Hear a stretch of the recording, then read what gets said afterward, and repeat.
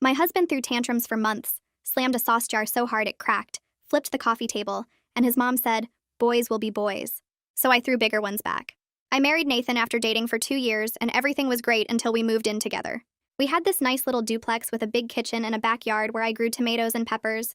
Nathan worked from home doing consulting, and I worked at the veterinary clinic downtown. We split everything down the middle and took turns cooking dinner. Life was good until about 3 months after the wedding when I saw who Nathan really was. We were at the grocery store and I grabbed the wrong brand of pasta sauce. Nathan grabbed the jar from my hand and slammed it back on the shelf so hard it cracked. The store employee just stared at us. Nathan said the sauce had too much sugar and walked off like nothing happened. I bought the sauce anyway because we needed it for dinner. When we got home, Nathan saw the jar in the bag and threw it in the trash. Then he made himself a sandwich and went to his office. After that, the tantrums started happening all the time. If I bought the wrong coffee creamer, he'd pour the whole bottle down the sink while I was watching. If I forgot to record his show, he'd unplug the TV and carry it to the garage. If dinner wasn't ready when he wanted it, he'd take every pot and pan out of the cabinet and stack them on the counter. The worst was when I came home late from an emergency surgery at the clinic. Nathan had thrown every single pillow and blanket from our bed into the bathtub and turned on the shower. He said if I couldn't be home on time, I didn't deserve a comfortable bed. I slept on the couch that night while he sprawled across our king-size mattress. My friend Lisa kept telling me to leave, but I wanted to handle this myself first. Nathan had this whole routine where he'd throw his fit, storm off to his office, then come back an hour later acting like nothing happened. He'd ask what was for dinner or if I wanted to watch a movie. If I brought up what he did, he'd say I was being sensitive and making a big deal over nothing. One time I tried to talk to him about it calmly, and he threw his coffee mug at the wall. Not near me, but close enough that I jumped. Then he said I was being dramatic about a little noise. His mom came to visit, and I tried to tell her what was happening. She watched Nathan flip the coffee table because I forgot to buy his protein bars, and she said boys will be boys. She actually said that. Then she told me her husband used to break plates when he was stressed, and it was my job to keep Nathan happy. That's when I realized nobody was going to fix this but me. So I started matching his energy. When Nathan threw the remote at the wall because the game was buffering, I picked up his gaming headset and launched it out the back door into the garden. He ran outside and spent an hour looking for it in the dark. When he poured out my expensive shampoo because I took too long in the shower, I took his entire shelf of supplements and protein powder and dumped them in the kitchen trash. He had to dig through coffee grounds and old food to get them back. When he knocked all my makeup off the bathroom counter because I left a hair in the sink, I went to his office and swept everything off his desk onto the floor. His laptop survived, but his coffee went everywhere. Nathan started getting confused. He'd throw his tantrum and wait for me to clean up or apologize, but instead I'd throw a bigger one. He threw a book at the door. I threw 3. He slammed cabinets. I slammed them harder. He started yelling that I was crazy and out of control. I yelled back that I was just expressing my feelings as he did. The breaking point came when Nathan's boss called him for an important video meeting. Nathan was in his office, and I was in the kitchen making lunch. I accidentally dropped a pan, and Nathan came storming out screaming about the noise. So I grabbed every pan we owned and started dropping them one by one. Nathan's face turned this deep red color that started at his neck and spread up to his hairline. His laptop screen showed his boss Winston's face frozen mid-question, and I could hear the tinny voice coming through the speakers asking what all that noise was about. Nathan slammed the laptop shut so hard I thought the screen might crack. He started walking toward me with his hands balled up into fists at his sides, and for a second I thought about backing up or apologizing or doing something to defuse the situation like I always did. But I was still holding that big cast iron skillet in my hand, and something in me just refused to move. Nathan stopped about 3 feet away from me, and we just stared at each other while he breathed really hard through his nose. I could see something different in his eyes that I'd never seen before. Something that looked almost like fear. Like he suddenly realized I wasn't going to back down this time. He opened his mouth like he was going to yell at me, but nothing came out. Then he spun around and punched the hallway wall so hard his fist went straight through the drywall. The sound was this awful crunch, and then he was shaking his hand and cursing, and he walked straight to his office and slammed the door so hard the whole duplex shook. I heard the lock click from where I was standing in the kitchen. I put the pan down on the counter and my hands were shaking. All the other pans were scattered across the kitchen floor like some kind of crazy obstacle course. I started picking them up one by one and putting them back in the cabinet, and my heart was beating so fast I could feel it in my throat. Through the office door, I could hear Nathan talking on his phone, and his voice had this high, panicked edge to it that I'd never heard before. I walked closer to the door and pressed my ear against it. He was telling someone that I'd lost my mind, that I'd ruined his important work call on purpose, that he didn't know what to do with me anymore. I realized he was talking to his mother. He kept saying things like, "She's out of control, and I can't live like this, and you need to come over here and talk to her." I stepped back from the door and went to sit on the couch in the living room. My phone was on the coffee table, and I opened it up to my photos. I'd been taking pictures of everything Nathan destroyed over the past few months without really thinking about why. There was the cracked sauce jar from the grocery store, the soaked bedding in the bathtub, my makeup scattered all over the bathroom floor, the dent in the wall from where he threw his coffee mug, the broken TV remote, my shampoo bottle empty in the sink. I had dozens of photos documenting every single one of his tantrums. Less than an hour later, I heard a key turning in our front door. Nathan must have given his mother a key without asking me because Lorraine just walked right in like she owned the place. She didn't even knock. She came into the living room where I was still sitting on the couch and stood there with her hands on her hips looking at me like I was a misbehaving child. She started in on this lecture about how a wife needs to respect her husband's work time and create a peaceful home environment and be supportive instead of destructive. She said Nathan had important responsibilities and I needed to understand that my behavior was affecting his career. I just sat there listening to her go on, and then I held up my phone. I started showing her the photos one by one without saying anything. The cracked sauce jar, the soaked bedding, my makeup everywhere, the wall damage, the empty bottles. She went quiet as she looked at each photo and her face got this pinched expression like she'd bitten into something sour. When I got to the last photo, she handed my phone back to me and said we both needed to grow up. Not just Nathan, both of us. Like I was equally responsible for this mess we were living in. Nathan's office door opened and he came out looking all disheveled with his hair sticking up. He and Lorraine went into the kitchen and started having this quiet conversation, but the duplex is small enough that I could hear most of it from the living room. Lorraine told him he needed to handle his wife, and those exact words made my stomach turn. Nathan complained that I'd changed, that I used to be sweet and easy to get along with, that now I was impossible to live with. He didn't mention any of his own behavior, or the fact that he'd been throwing tantrums for months before I started fighting back. Lorraine said something about marriage being hard work, and both people needing to compromise, but then she told Nathan that men sometimes need to be firm with their wives. I wanted to get up and throw something at both of them, but I just sat there on the couch gripping the armrest so hard my knuckles turned white. After Lorraine finally left, Nathan came and sat on the opposite end of the couch from me. We sat there in complete silence for what felt like forever. I looked at the clock on the wall and watched the minutes tick by. 1 hour passed, then another. Neither of us said a single word because what was there even to say at this point? We'd crossed into some kind of territory where normal couple communication didn't work anymore. We couldn't just talk about our feelings or work through our problems like regular people because we'd been destroying each other's stuff and yelling and throwing things for months. The silence was so heavy, it felt like something physical sitting between us on the couch. Nathan kept clearing his throat like he was going to say something, but then he'd just shift his position and stay quiet. I stared at the wall where he'd punched the hole and thought about how we were going to have to fix that before the landlord saw it. I thought about how much money we'd wasted on replacing things we'd broken. I thought about how tired I was of living like this.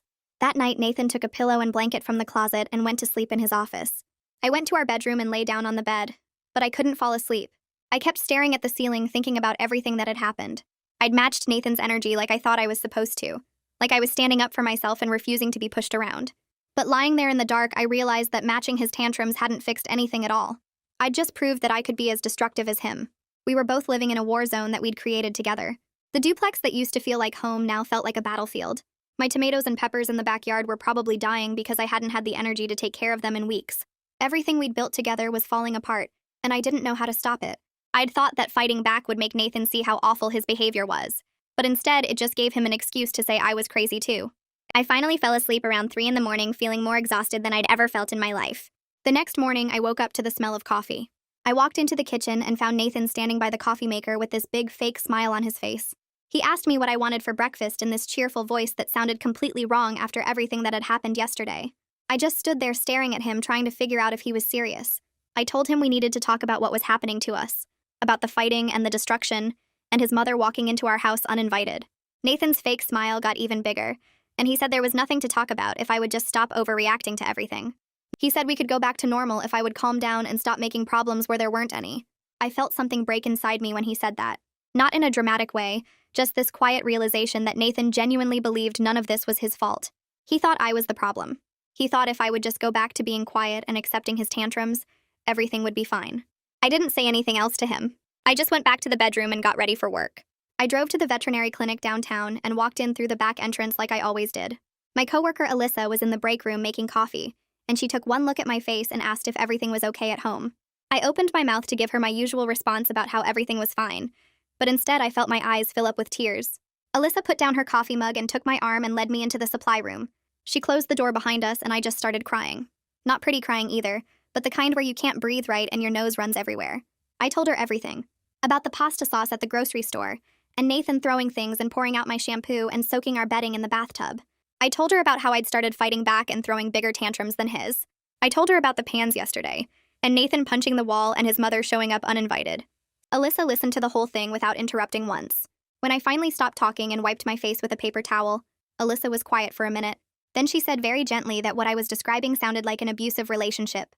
I started to argue with her because Nathan had never actually hit me, but she held up her hand. She said abuse wasn't just physical, and that destroying property and controlling behavior and creating a scary environment all counted. She said even though I was fighting back now, that didn't make it better. She said two people destroying each other wasn't a relationship. It was mutual destruction. She asked me if this was really how I wanted to live for the rest of my life. I stood there in the supply room surrounded by boxes of medical supplies and bags of dog food, and I realized I didn't have an answer to that question.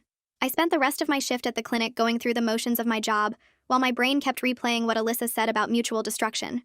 I checked a beagle's ears for mites and thought about Nathan punching the wall.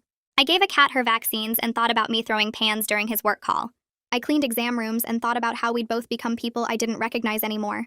When I finally drove home that evening, I sat in the driveway for 10 minutes staring at our duplex. The lights were on in the kitchen and I could see Nathan moving around inside. Part of me wanted to just keep driving and never come back. But I got out of the car and walked to the front door because running away wouldn't fix anything either. I opened the door and stopped dead in the entryway. The kitchen table was set with our nice plates and cloth napkins we only used for company. Candles were burning in the middle of the table. Takeout containers from my favorite Thai restaurant were arranged on the counter, and the smell of pad Thai and green curry filled the whole house. Nathan came out of the kitchen wearing a smile that looked completely fake after everything that had happened. He asked if I was hungry and gestured at the table like he'd done something amazing. I just stood there holding my purse and staring at this scene he'd created. It was so obvious what he was doing. His mom probably taught him this exact move when he was growing up watching his dad break plates and then buy flowers the next day. Make a big romantic gesture and pretend the bad stuff never happened. Smooth everything over with fancy food and candles instead of actually talking about the real problems. I walked past him to the bedroom and changed out of my scrubs while Nathan stayed in the kitchen. When I came back out, he was sitting at the table waiting for me with that same fake smile plastered on his face. I sat down across from him and he immediately started dishing pad Thai onto my plate. I watched him serve the food and arrange everything just right, and I felt absolutely nothing. No anger, no hope, no sadness.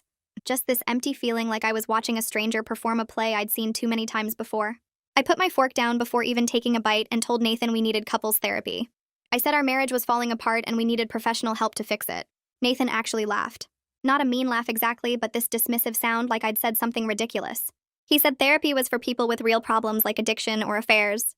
He said we just needed to stop being so dramatic about everything and get back to normal. I asked him what normal meant to him, and he said it meant me not overreacting when he got frustrated and him not having to walk on eggshells in his own home. I pointed out that he'd punched a hole in our wall yesterday, and that wasn't frustration. That was violence. Nathan rolled his eyes and said I was making it sound worse than it was. He said lots of guys punch walls when they're mad and it didn't mean anything. I sat there looking at him across the candlelit table with expensive takeout getting cold between us, and I realized he genuinely believed what he was saying. He actually thought punching walls and destroying my stuff and soaking our bedding in the tub was normal behavior that I should just accept. The romantic dinner wasn't an apology. It was a bribe to get me to go back to being quiet and manageable. I stood up from the table and told Nathan I was serious about therapy. He said he wasn't going to waste money on some therapist who would just take my side anyway. I went to the bedroom and closed the door while Nathan stayed at the table eating Thai food by himself. The next morning, I woke up to Nathan's voice coming through the bedroom wall. He was in his office talking loud enough that I could hear every word. I got up and pressed my ear against the wall between our bedroom and his office. Nathan was on the phone with his boss, and his voice had this fake, cheerful tone that made my skin crawl. I heard him say something about construction next door causing noise issues yesterday. He apologized for the disruption to the video meeting and promised it wouldn't happen again. There was a long pause where Nathan wasn't talking, and I figured his boss was responding. Then Nathan's voice got higher and more stressed. He said the construction was unexpected and he'd already filed a complaint with the building management. Another pause. Nathan said he understood the client had been on the call, and he took full responsibility for not warning everyone about potential noise. His voice was getting tighter, and I could tell his boss wasn't buying the construction story. Nathan spent the next hour on damage control calls. I got dressed and ready for work while listening to him talk to different people trying to fix his professional reputation. He called someone named Winston back and spent 20 minutes explaining his home office situation and promising his work quality wouldn't suffer. He called another colleague and asked them to smooth things over with the client who'd been on the disrupted call. Every conversation made him sound more desperate, and I realized his job might actually be in trouble because of what I'd done with the pans. Part of me felt guilty, but a bigger part of me thought about all the times Nathan had made me late for work or disrupted my life with his tantrums, and he never cared about the consequences for me. I was making coffee in the kitchen when someone knocked on our front door. I opened it and found our landlord standing there looking annoyed. He said he'd gotten noise complaints from both neighbors about crashing sounds and yelling coming from our duplex. He asked if he could come in and look around. I let him in because I didn't know what else to do. The landlord walked through our living room and immediately saw the hole Nathan had punched in the hallway wall. He stopped and stared at it for a long time. Then he kept walking and noticed the cabinet door in the kitchen hanging crooked where the hinge had broken during one of our fights. He opened the cabinet and the door came completely off in his hand. The landlord set the broken cabinet door on the counter and turned to look at me. He asked very directly if he needed to be concerned about his property. I opened my mouth, but no words came out. Nathan came out of his office right then, and the landlord's whole face changed. He asked Nathan what was going on with all the damage and noise complaints. Nathan immediately switched into this charming, friendly mode that made me want to throw up. He smiled at the landlord and said everything was fine. He said we'd had some minor accidents, but he was planning to repair everything himself this weekend. He put his hand on my shoulder like we were this happy couple, and I had to force myself not to pull away. The landlord looked at Nathan's hand on my shoulder and then looked at my face. He asked me directly if I felt safe in this house. I froze. Nathan's hand tightened on my shoulder. The landlord kept looking at me, waiting for an answer, and I couldn't figure out what to say. If I said no, what would happen? Would the landlord call the police? Would Nathan get even angrier? If I said yes, was I lying? Did I actually feel safe here anymore? I finally said I was fine in this quiet voice that didn't sound convincing even to me. The landlord didn't look like he believed me, but he couldn't force me to say anything else. Nathan walked the landlord to the door, still being all friendly and charming.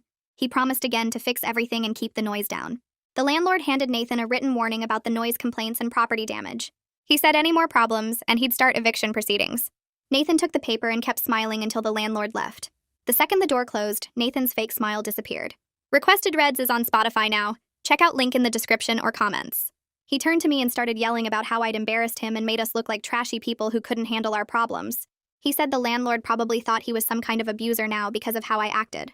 I pointed out that he literally punched a wall yesterday, and the landlord could see the evidence. Nathan said that was different because I'd provoked him by dropping the pans during his meeting. He said if I hadn't started that whole thing, none of this would have happened. I told him he'd been throwing tantrums and breaking stuff for months before I ever fought back. Nathan said I was twisting everything around and making him sound like a bad guy when he was just reacting to my behavior. We stood in the hallway yelling at each other until I couldn't take it anymore and went to the guest room and slammed the door. That night, I got ready for bed in the guest room. I'd brought my pillow and some blankets in there earlier. I was just getting under the covers when I heard Nathan in the hallway. The guest room door opened and Nathan walked in. He didn't say anything, just went straight to the bed and started pulling the mattress off the frame. I asked him what he was doing, and he said if I wanted to sleep separately, then I could sleep on the floor or the couch. He dragged the mattress out of the guest room and down the hall to his office. I heard him shoving furniture around to make room for it. I stood in the empty guest room looking at the bare bed frame and felt something break inside me that hadn't broken before. This wasn't anger or destruction during a fight. This was cold, calculated punishment because I'd tried to set a boundary. I grabbed my pillow and went to the living room couch. I lay there in the dark, listening to Nathan moving around in his office, and thought about how we'd gotten to this point. I thought about the grocery store and the pasta sauce, and how that first tantrum should have been a warning sign. I thought about all the times I'd made excuses for him, or tried to fix things myself instead of leaving. I thought about how I'd started matching his tantrums, thinking it would make him see how awful his behavior was. But instead, it just gave him ammunition to say I was crazy too. The next day at work, my friend Ellie found me in the break room. She'd heard from Alyssa that things were bad at home. Ellie asked if I wanted to come stay at her place for a few days. She had a spare room and said I could have some space to think about what I wanted to do. I sat there with my coffee getting cold in my hands and seriously considered taking her up on it. It would be so easy to just pack a bag and leave for a while. But then I thought about Nathan staying in our duplex acting like he'd won something. I thought about how I'd be the one adjusting and accommodating again while he got to keep his space and his routine. I told Ellie thanks, but I wasn't leaving my own home. Nathan was the one with the problem, and I was tired of being the one who had to leave or change or fix things. Ellie looked worried, but she said she understood. She made me promise to call her anytime, day or night, if I needed help. I promised and went back to work, but I kept thinking about her offer all day. Part of me wondered if I was being stupid by staying. But another part of me was just so tired of running away from problems or trying to make myself smaller, so other people could be comfortable. When I got home that evening, Nathan's office door was closed and locked. I could hear him typing and talking on the phone. I made myself dinner and ate alone at the kitchen table. Nathan stayed in his office until after I went to bed on the couch. The next few days followed the same pattern. Nathan worked long hours with his door locked, and I went to work and came home and we barely saw each other. When we did pass in the hallway, we didn't speak. We were living like hostile roommates who happened to be married. I'd wake up on the couch and hear Nathan already in his office. I'd come home and he'd be in there with the door locked. We stopped cooking meals together. We stopped talking about our days. We stopped existing in the same space except for these brief, awkward moments in the hallway where we'd both look away and keep walking. I realized Nathan was avoiding me as much as I was avoiding him. Neither of us knew how to fix what we'd broken, and neither of us wanted to be the first one to try. So we just lived in this Cold War silence that felt worse than the yelling and destruction had been. I worked a late emergency surgery on a cat who'd eaten something toxic. By the time I finished, it was almost midnight. I drove home exhausted and just wanting to collapse on the couch. I unlocked the front door and walked into the dark house. I flipped on the kitchen light and noticed something different right away. There was a new lock on Nathan's office door. Not just the regular door lock, but one of those deadbolts you need a key for. I walked over and tried the handle and it didn't budge. Then I went to make myself something to eat and found another new lock on the pantry door. I stood there staring at the lock on the pantry where we kept all our food. Nathan came out of his office and I asked him what he was doing. He said since I couldn't be trusted not to disturb his work, he was protecting his space and his food. I asked him if he was seriously locking up our food, and he said it was his food since he'd bought most of it. He said I could buy my own groceries and keep them somewhere else. Then he went back in his office and locked the new deadbolt behind him. I stood in the kitchen staring at the locked pantry door for a long time after Nathan went back to his office. My stomach growled because I'd worked through lunch at the clinic and now I couldn't even get to my own food. I walked to the garage and grabbed my toolbox from the shelf. Then I went straight to Nathan's office door and unscrewed the router from the wall jack. I unplugged the modem too and wrapped all the cords around both devices. Nathan's door stayed locked while I carried everything out to my car.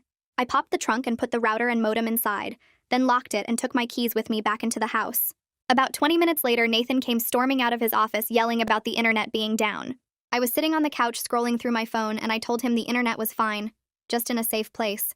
He demanded to know where it was, and I said he could have it back when he unlocked the pantry. Nathan's face went red and he started pacing back and forth in the living room. He pulled out his phone and I watched him turn on his hotspot and connect his laptop to it. He gave me this smug look like he'd won something and went back to his office. I ordered pizza on my phone since I still couldn't get to any real food. The next morning, Nathan was already in his office when I left for work. I could hear him on a video call talking to someone about quarterly projections. That evening when I got home, he was still in there, but I noticed he kept coming out to check his phone. He'd look at the screen, mutter something, then go back to his office. This happened 3 more times before dinner. Finally, around 8 o'clock, he knocked on the living room wall to get my attention. I looked up from my phone and he asked where the router was. I reminded him about the pantry lock and he said that was different because the food was his. I said the internet was mine then since I paid half the bill. He went back to his office and slammed the door. The next day, I came home to find a package on the porch. Nathan must have been watching for it because he grabbed it before I even got my keys out. He took it straight to his office and I heard him ripping open the box. An hour later, I tried to connect to our Wi-Fi network and it was gone. Instead, there was a new network called Nathan's Network and it was password protected. I tried a few obvious passwords, but none of them worked. At work the next day, I was sitting in the break room watching videos on my phone during lunch. Alyssa came in to make coffee and noticed I was using my data instead of the clinic Wi-Fi. She asked why, and I told her about the separate internet networks at home. Alyssa stopped pouring her coffee and just stared at me. She set the pot down very carefully and sat across from me at the table. She said very quietly that what I was describing wasn't normal. She said I was a smart and capable person who didn't have to live like this. I told her I knew it wasn't normal, but I wasn't going to let Nathan push me around anymore. Alyssa reached across the table and put her hand on mine. She said matching his crazy didn't make me strong. It just made me participate in something that was destroying me. I pulled my hand back and said I had to get back to work. I avoided Alyssa for the rest of the day because I didn't want to hear what she was saying even though I knew she was right. Nathan started missing deadlines at work. I could hear him on stressed phone calls with his boss through his office door. One afternoon, he was in there for over an hour and I heard him saying he'd have everything done by end of day. That evening, his office door flew open and Nathan came out looking furious. He said Winston had called him in for a serious talk about his performance. He said his boss was threatening to put him on a performance improvement plan. Nathan stood in the hallway and yelled that this was all my fault for being difficult and making his home life so stressful he couldn't focus on work. I was sitting on the couch and I said nobody forced him to spend all his energy on revenge tactics instead of his actual job. Nathan grabbed his briefcase from beside the door and threw it across the room. It hit the wall right next to the hole he'd punched before and made a new dent in the drywall. The briefcase fell to the floor and papers scattered everywhere. There was a knock on the door 10 minutes later. Nathan and I both froze and looked at each other. I got up and opened it to find our landlord standing there with a clipboard. He did not look happy. He said the neighbors on both sides had reported another loud crash and he was done with warnings. He handed me a formal written notice on official letterhead. The notice said any more property damage or disturbances would result in eviction proceedings. He asked both of us to sign it to acknowledge we'd received it. Nathan came to the door and we both signed our names on the form. The landlord took it back and said he'd owned this duplex for 15 years without any problems until we moved in. He looked at both of us and said whatever we were doing to each other needed to stop or we needed to leave. Then he walked back to his car and drove away. Nathan went back to his office without saying anything. I sat on the couch and looked at the 2 holes in the wall and the scattered papers on the floor. I thought about the locked pantry and the separate internet networks, and the way we couldn't even be in the same room anymore. I grabbed my keys and went out to my car. I sat in the driveway with the engine off just staring at the duplex. An hour went by and I still couldn't make myself go back inside. The house had become this place where everything felt like a battle, and I was tired all the time. I wasn't afraid Nathan would hit me because he never had. But the whole environment had turned toxic, and every day felt like walking through a war zone. I pulled out my phone and just sat there holding it, not sure who to call or what to say. I ended up calling Ellie around 9 that night, still sitting in my car with the engine off. She picked up on the second ring, and I could hear her TV playing in the background. I told her everything about the landlord's notice and the separate internet networks, and how Nathan and I were basically living like enemies in the same house. Ellie listened without interrupting, and when I finished, she said I could come stay at her place whenever I needed to, that her couch was always available. Then she got quiet for a second before saying, maybe it was time to talk to a lawyer just to understand my options. I thanked her and hung up, then sat there staring at my phone for another 20 minutes before going inside.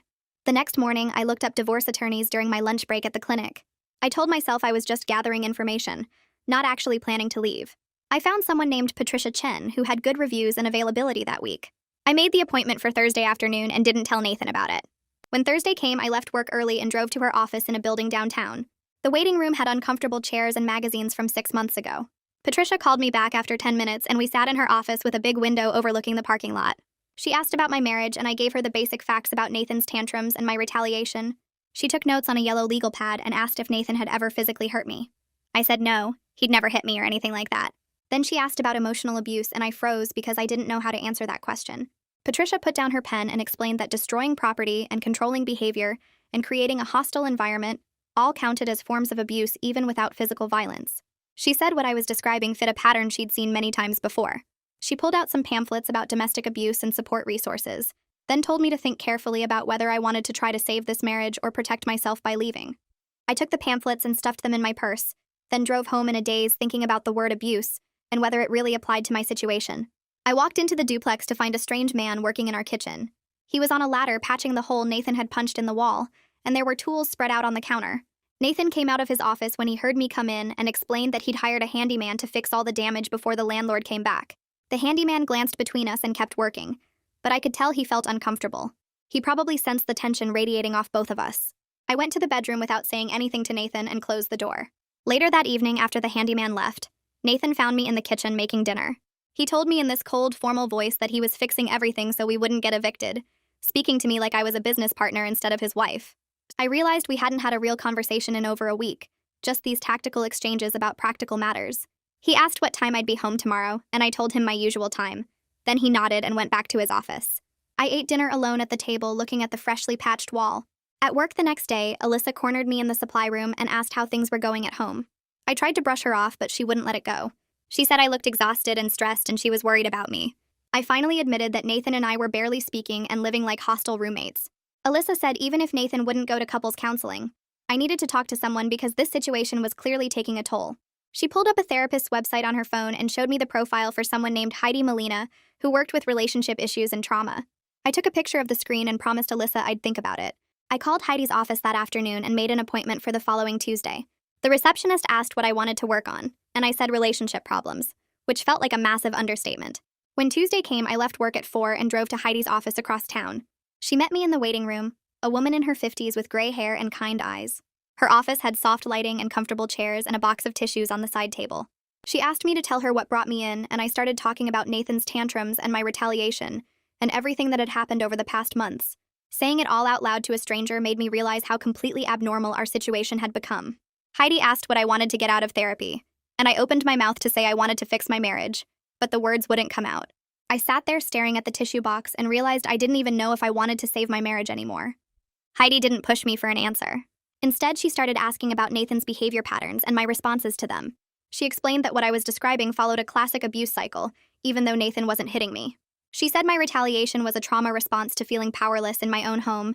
Then she said something that hit me hard, that matching his destructiveness didn't give me power back. It just made me participate in my own harm. I left that session feeling like someone had taken everything I thought I knew about my situation and turned it upside down. I kept seeing Heidi twice a week after that first appointment. Over the next few sessions, things started getting clearer in my head. I'd been so focused on proving I wouldn't be pushed around that I'd lost sight of whether this relationship was even worth fighting for. Nathan hadn't changed at all since I started matching his tantrums. He'd just gotten sneakier about his control tactics, like locking the pantry and creating separate internet networks. I was exhausted from constantly being on guard in my own home. Heidi helped me see that I deserved better than living in a war zone, whether I stayed with Nathan or not. 3 weeks into therapy, Nathan's mother called me directly for the first time in weeks. I was sitting in my car outside the clinic after work when her name popped up on my screen. I almost didn't answer, but curiosity got the better of me. Lorraine didn't even say hello, just launched into how she'd heard from Nathan that I was in therapy. Her voice had this disapproving edge as she told me therapists just wanted to break up families. And I held the phone away from my ear and stared at it for a second, then brought it back and very calmly told her I had to go. She was still talking when I hung up. I brought the phone back up and told her that her son learned his tantrum behavior from somewhere, and maybe she should think about her own role in creating this situation. My voice stayed calm and level even though my heart was pounding. Lorraine made this sputtering sound like she couldn't believe I'd said that to her. She started to say something about respect and family, but I just ended the call and set my phone down on the passenger seat. My hands were shaking a little, but I felt good about finally saying what needed to be said. An hour later, my phone buzzed with a text from Nathan asking how dare I speak to his mother that way, and saying I owed her an apology. I didn't respond because there was nothing to say that would make any difference. When I got home, Nathan was waiting in the living room with his arms crossed. He started yelling the second I walked through the door about how I disrespected his mother and embarrassed him. I dropped my bag on the floor and yelled back that his mother enabled his terrible behavior for his entire life. Nathan's face went red and he screamed that I'd turned into someone he didn't recognize anymore. I screamed back that I was just matching the energy he brought into this marriage from day one. We stood there in the middle of the living room actually yelling at each other for the first time in weeks, instead of doing our usual Cold War tactics. Nathan said I used to be sweet and easy to get along with, and now I was angry all the time. I told him I was angry because he'd made our home a place where I had to constantly defend myself. He yelled that everything was fine until I started acting crazy. I yelled that everything was never fine and I'd just been too scared to stand up for myself. Nathan suddenly stopped mid-sentence and his whole body seemed to deflate. He walked over to the wall and just slid down until he was sitting on the floor with his knees pulled up.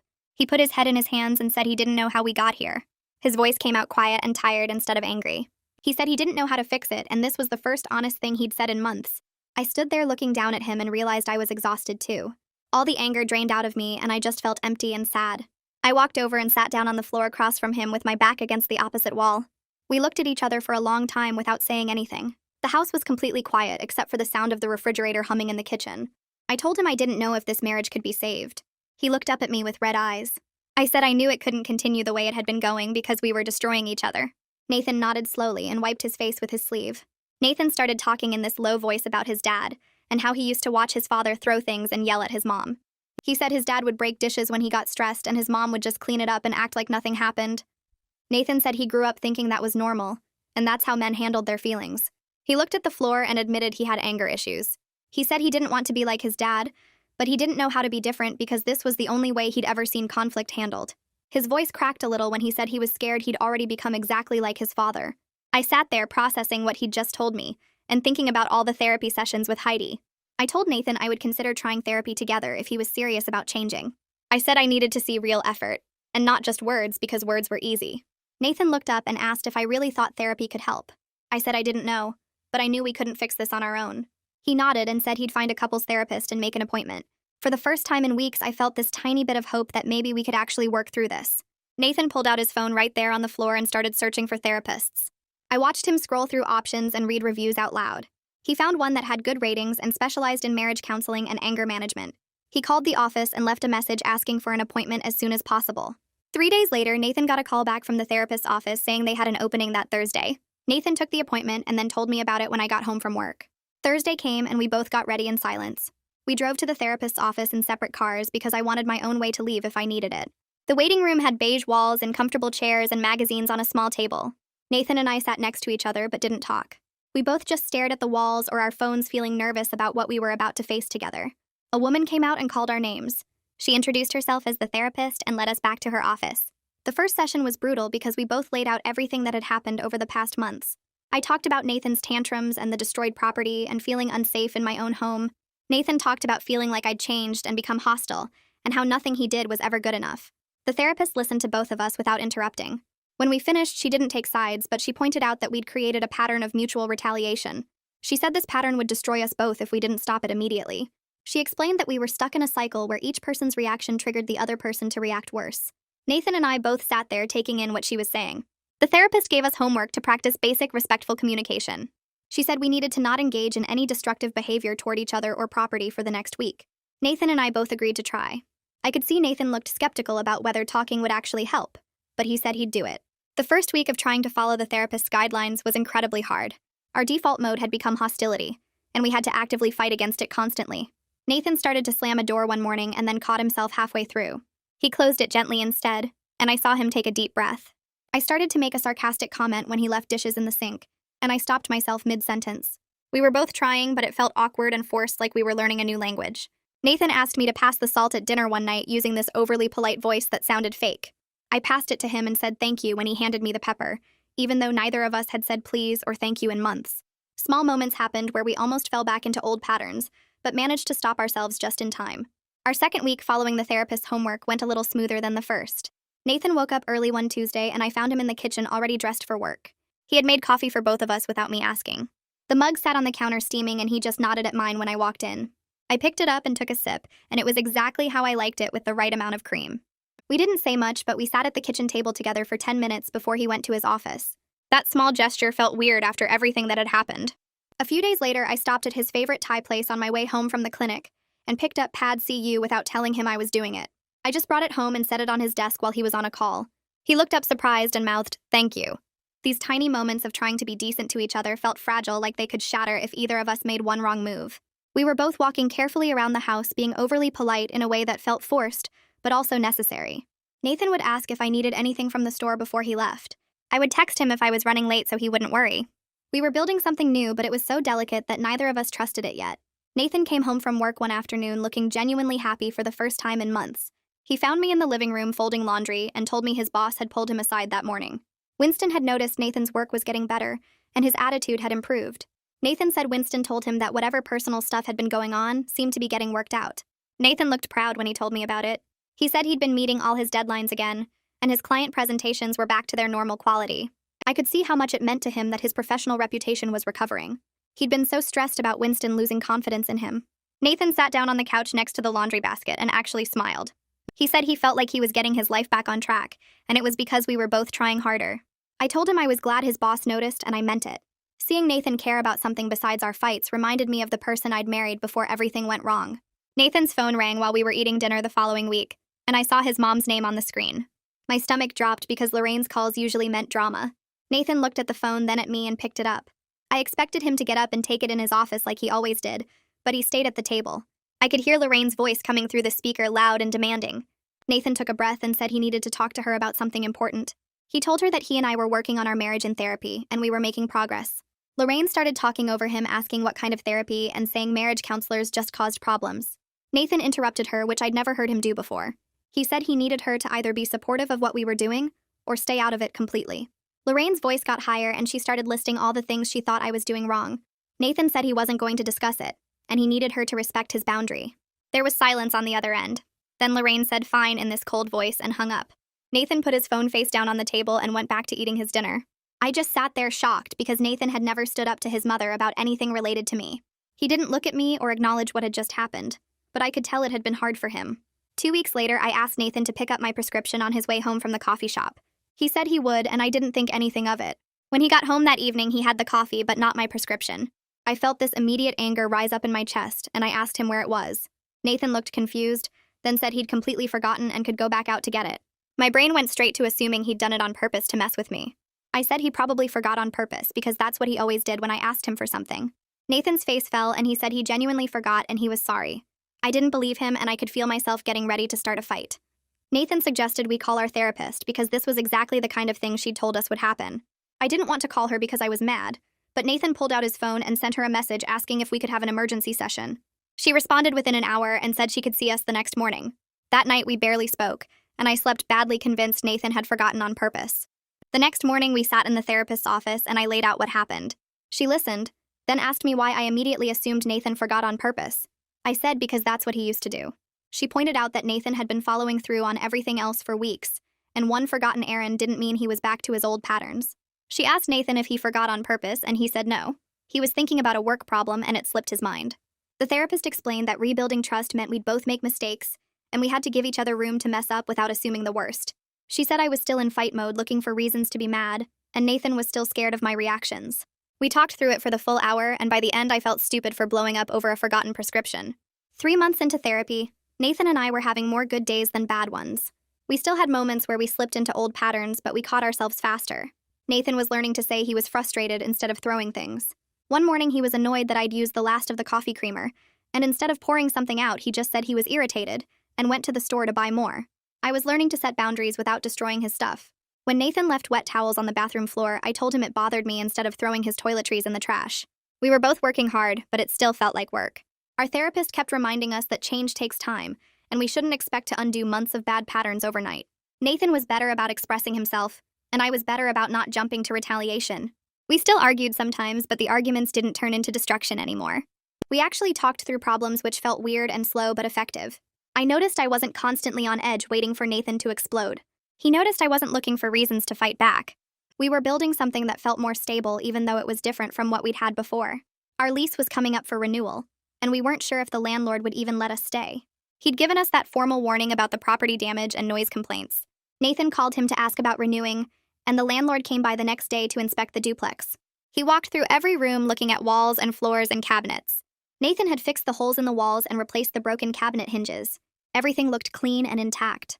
The landlord seemed surprised. He said he'd noticed it had been quiet for months with no complaints from the neighbors. Nathan told him we'd worked through our problems and things were much better now. The landlord looked at both of us and said he was glad we'd figured it out because he'd been ready to start eviction proceedings. He said he'd had this property for a long time and he liked having good tenants. He agreed to renew our lease for another year and told us he hoped things stayed peaceful. After he left, Nathan and I looked at each other and both felt relieved. Keeping our home felt like proof that we were actually making progress and not just pretending. I met Alyssa for lunch at the sandwich place near the clinic, and she asked how therapy was going. I told her about the progress Nathan and I had made over the past few months.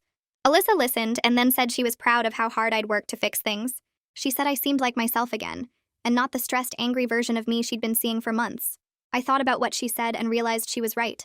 I wasn't walking on eggshells anymore waiting for Nathan to blow up. But I also wasn't in constant fight mode looking for the next battle. I felt more like the person I used to be before everything got so bad. Alyssa said she could see it in how I carried myself at work, and how I talked about my life. She said I smiled more and seemed lighter. I hadn't noticed the change in myself, but hearing her say it made me realize how much better I felt. The weight of living in a war zone was gone. I still had work to do in therapy, but I wasn't drowning anymore.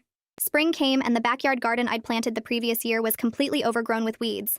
I hadn't touched it in months because I'd been too stressed and angry to care about tomatoes and peppers. Nathan found me looking at it through the kitchen window one Saturday morning.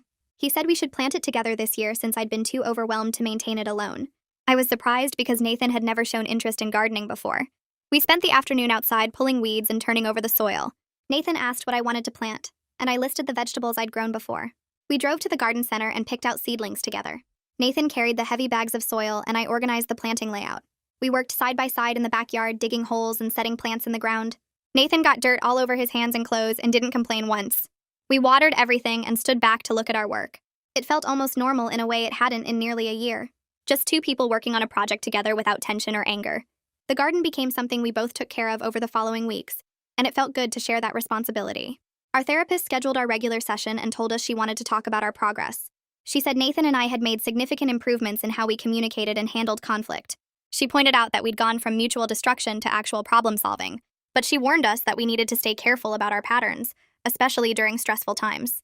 She said the tools we'd learned in therapy only worked if we kept using them. She recommended we continue therapy monthly as maintenance instead of stopping completely. She explained that many couples stop therapy as soon as things get better, and then fall back into old patterns when stress hits. Nathan and I both agreed to keep coming monthly. We'd worked too hard to risk losing the progress we'd made. The therapist said she was proud of both of us for doing the difficult work of changing. She reminded us that growth was ongoing, and we should celebrate how far we'd come, while staying aware that we'd always need to be intentional about our relationship. Nathan's mother called and said she wanted to visit the following weekend. Nathan asked me if that was okay, and I said yes, even though I was nervous. Lorraine showed up on Saturday afternoon, and I expected the usual tension and judgment. But she sat down at our kitchen table and looked at both of us with this serious expression. She said she wanted to apologize to me for dismissing the problems in our marriage and enabling Nathan's behavior. I sat there stunned because Lorraine had never apologized for anything. She said watching Nathan almost lose his marriage had made her think about her own marriage and the patterns she'd passed down to him.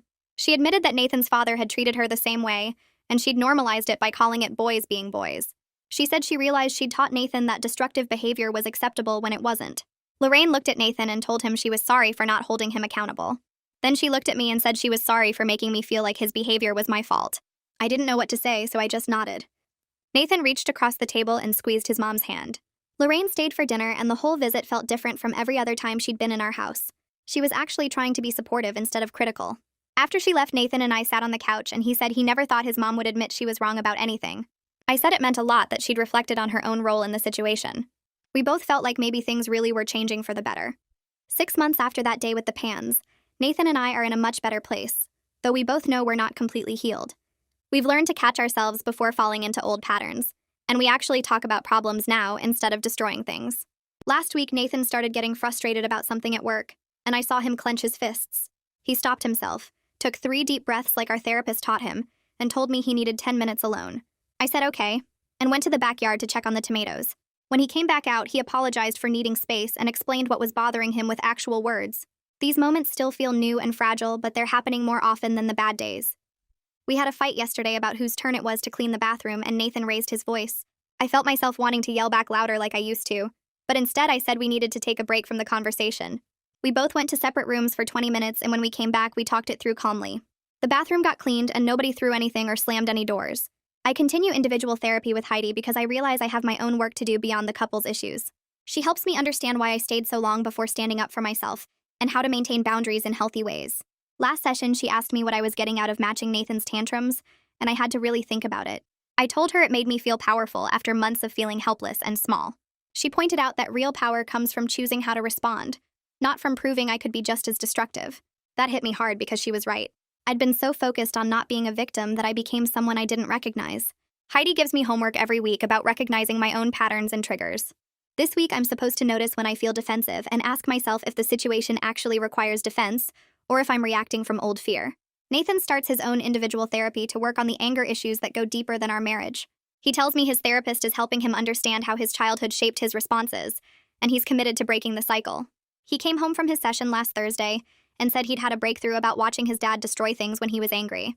Nathan said he learned that breaking stuff was how men handled frustration, because that's what he saw growing up.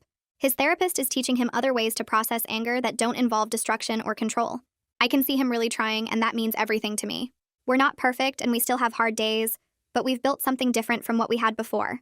A relationship based on actual communication, instead of fear and retaliation. I'm genuinely hopeful about our future together in a way I couldn't have imagined 6 months ago, when I was dropping pans on the kitchen floor. And yeah, that's the takeaway. Nothing fancy, just something worth thinking about for a minute. If it helped even a little, then it did its job.